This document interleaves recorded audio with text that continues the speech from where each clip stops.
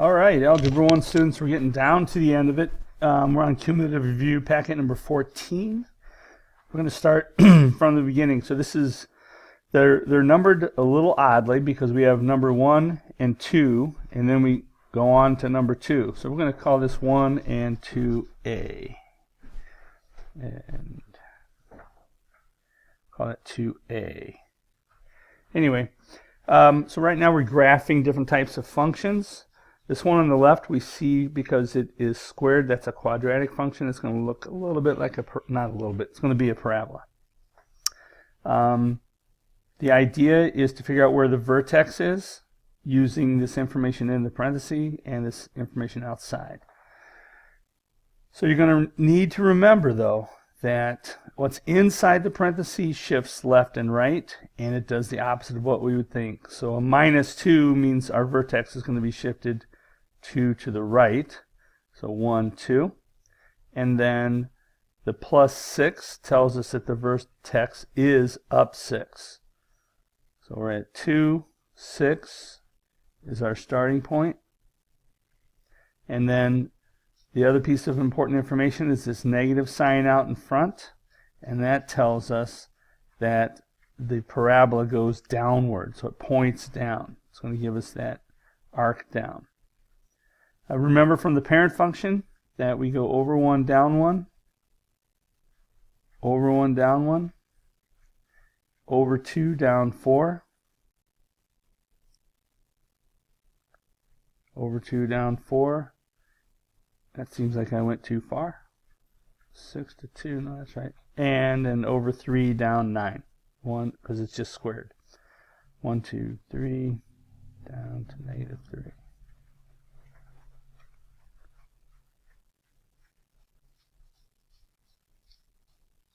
And then from there, we can go ahead and draw our graph. I guess I'll do that in green.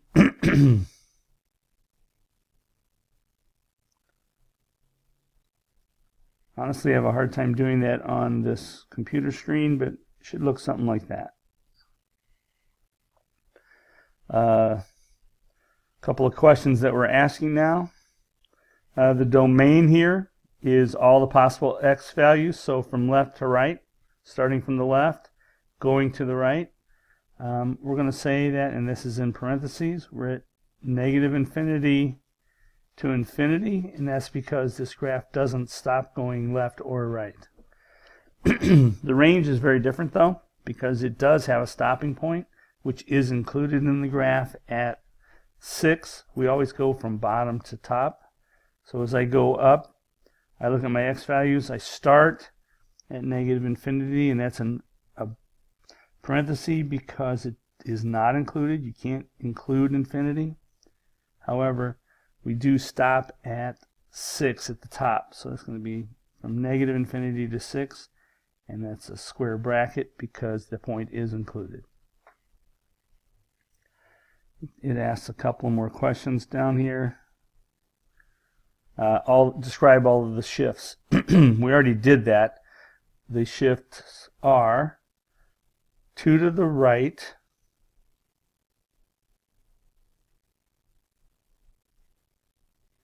um, 6 up, or up 6, and reflects downward over the x-axis.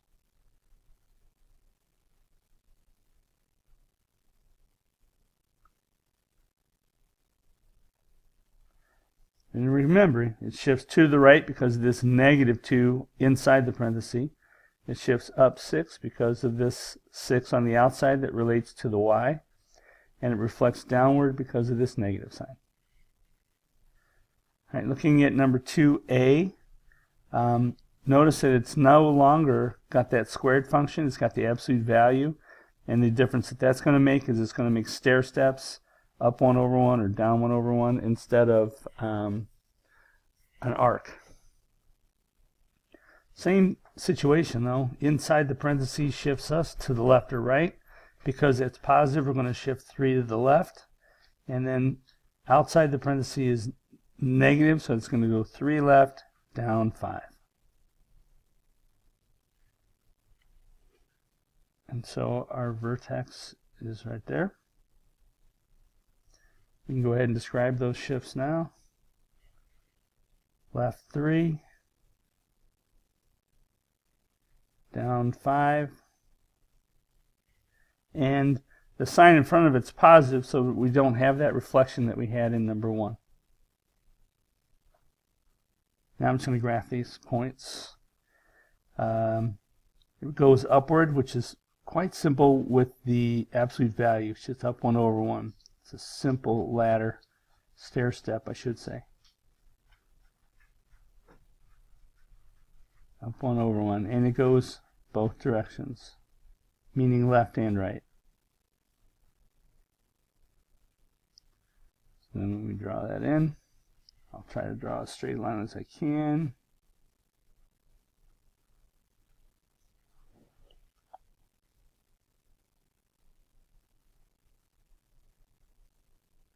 Like that. This time the domain again goes left to right, all the way to the left and all the way to the right. So the domain again is negative infinity to infinity in parentheses. This time, however, the graph doesn't go down forever. It starts at negative 5. So that's going to be a square bracket at negative 5. And it goes up forever. So that's going to be to infinity. That's it for 1 and 2a. Pause if you need to, otherwise we'll move on to number 2b.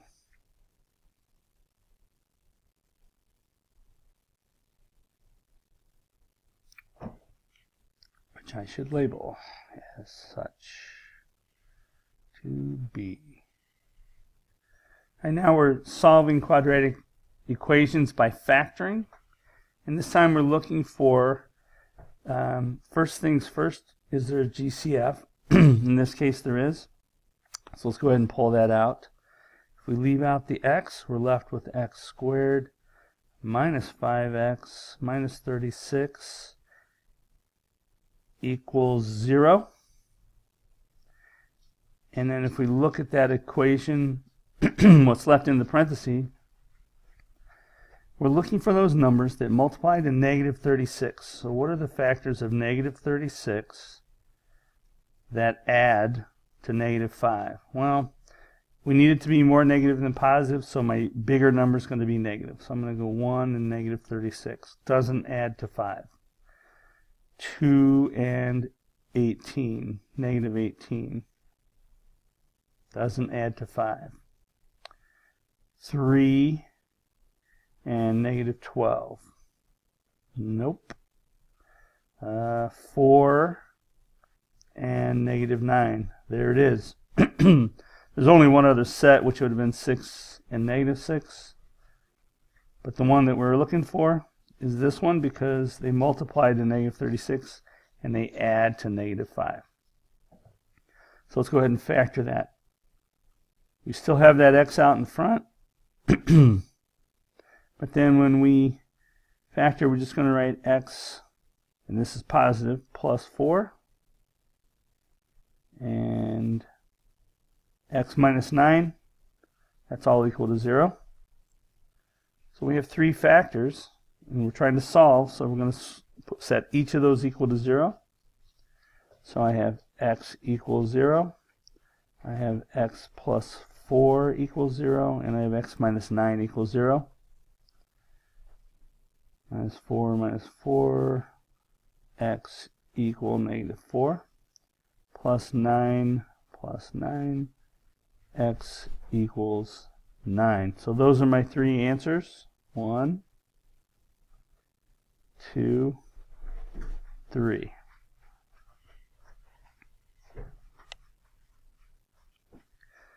Similar situation in number 3, however, we can't go straight to factoring. A couple things have to happen. First, we're going to need to move that 4 over. Minus 4, because we're going to need to set it equal to 0 first. And now we're left with 6x squared plus 5x minus 4 equal to 0. Now this time we have a lead coefficient. So the first thing I would check would be if I multiply the 6 and the -4, I get -24. Do I have anything that multiplies the -24 and adds to 5? Well, the factors, this time the bigger number needs to be positive because the middle needs to be positive. So I would say -1 and +24, -2 and 12, nope, -3 and 8, there it is. Those are my numbers. Multiply the -24, add to +5. So we're going to rewrite that. 6x squared, we just brought that straight down. Oops, that should have been 5x in there. And then we split that into -3x plus 8x minus 4 equals 0. And then we group.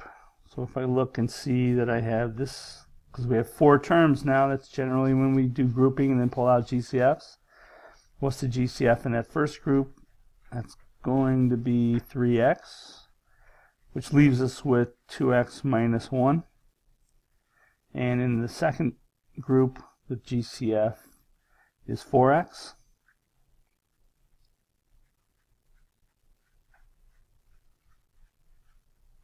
Which leaves us with 2x minus 1. As I left the x off there.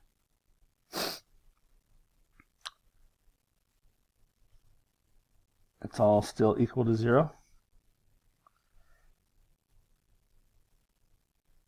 Wait, you can't take out 4x on that second one, my bad. That should have just been 4.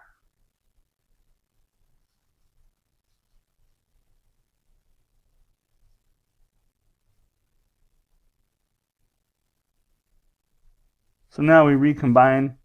We pull down this 3x and this positive 4 together. That's one of our factors, 3x plus 4. And then the other factor matches already. We're going to bring those down as 1. And that's just 2x minus 1. And all of that's equal to 0. Which tells us we're going to set each of these pieces equal to 0 and solve.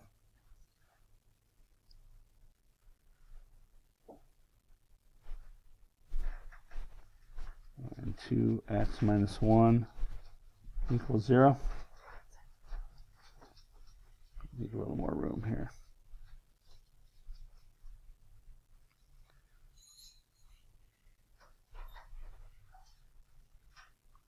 Alright. It keeps shifting back down on me. Not sure what's going on with that. Let's see if I can write. Oh. Alright. Maybe. See if I can just slide the whole thing up. Nope.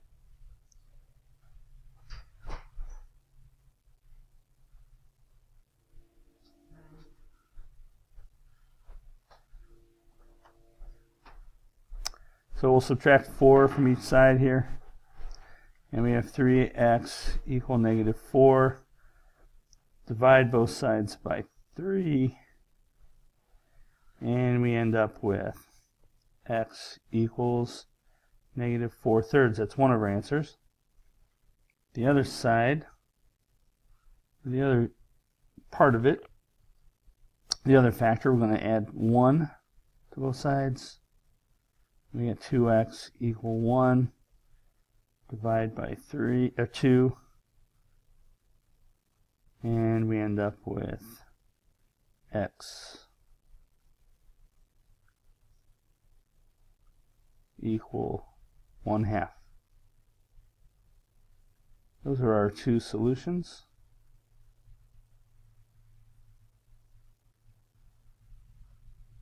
All right, that's it for 2 and 3. We're going to move on to number 4 unless you need to pause.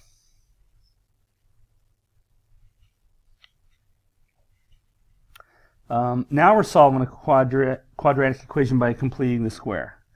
This is that one where we're going to move the 38 to the other side, and then we're going to fill in a new mystery number that we find by using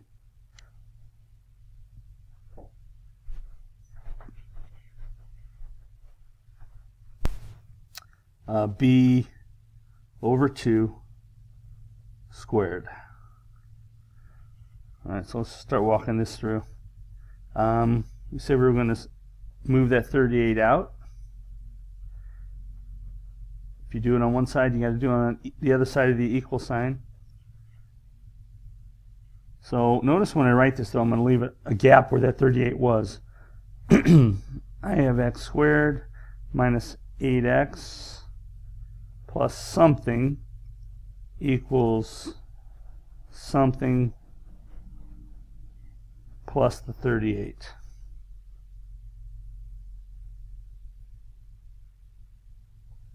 Now the way we find that something is we take this negative 8, put it into this equation for the b.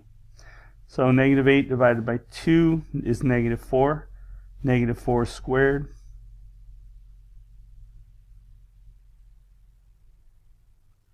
is 16. So our number we're going to add is 16. And the reason we do that is then when we factor, this is a perfect square equation. It has x minus 4 squared. Notice that this number inside the parenthesis that ends up being squared is the same as what's inside this parenthesis, which is negative 8 divided by 2. And all of that is equal to 54. All right, now how do we solve? We've actually been working on that this week, but how do we solve x minus 4 squared? How do we get rid of that radical? We take the root of both sides, and that wipes out that radical. So the root's gone, the radical's gone, but then we have to go plus or minus root 54 on this side. So now we have simply x minus 4 equals plus or minus root 54. We can go ahead and swing that 4 over to the right side, but it stays to the left of the plus minus. So now that we have x equals 4 plus or minus root 54, and the only thing we have to do is check for perfect squares inside the 54, which there are. 54 can be broken into root 9 times root 6.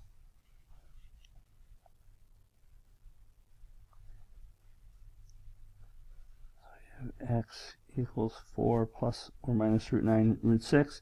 And we know that root 9 is, looking at our table of perfect squares or square roots, that's equal to 3. So our final answer is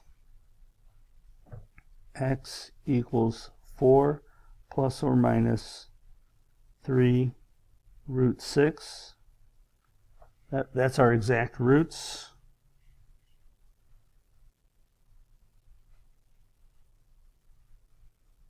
And then to find that as decimals, we plug that into the calculator literally. 4 plus 3 root 6, which gives us 11.348, let's say. Or you could say 11.35. If you round, that's fine. Or if you round even further, you just say 11.4. And then we take 4 minus 3 root 6. We get our other decimal, which is negative 3.348, or negative 3.4. It should have been 3.35. 35, excuse me, or just negative 3.4. Let's go with that middle one. A couple decimals is fine. All right, that's it for number 4. If you need to go back over that, please do. Otherwise, and hit pause. Otherwise, we'll move on.